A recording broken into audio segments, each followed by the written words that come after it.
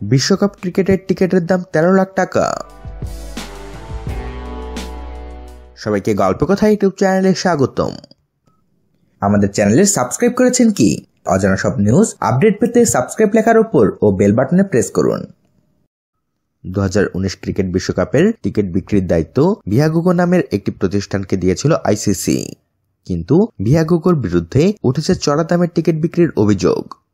বিশেষ করে স্বাগতিক ইংল্যান্ড ও অস্ট্রেলিয়ার ম্যাচের টিকিটের দাম দেখে চোখ কপালে উঠেছে সমর্থকদের। ব্রোঞ্জ, সিলভার, গোল্ড ও প্লাটিনাম এই 4 শ্রেণীতে বিক্রি হচ্ছে বিশ্বকাপের টিকিট।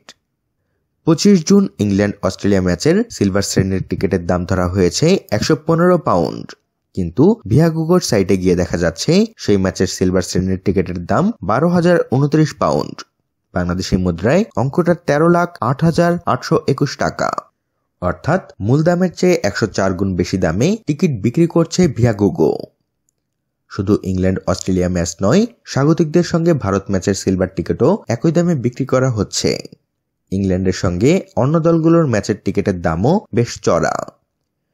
ভারত পাকিস্তান ম্যাচের গোল্ড শ্রেণীর টিকিট বিক্রি হচ্ছে 3,280 পাউন্ডে, অথচ এই শ্রেণীর টিকিটের আইসিসির করা নির্ধারিত দাম মাত্র 115 পাউন্ড।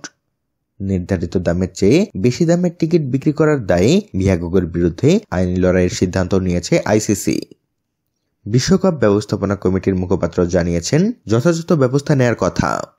আমাদের নিয়ম ও শর্ত ভাঙার কারণে আমরা সাইটটির বিরুদ্ধে ব্যবস্থার জন্য আইনজীবীর সঙ্গে কাজ করছি।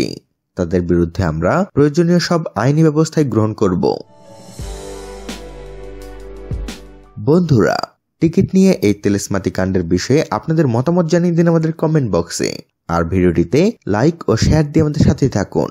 ধন্যবাদ।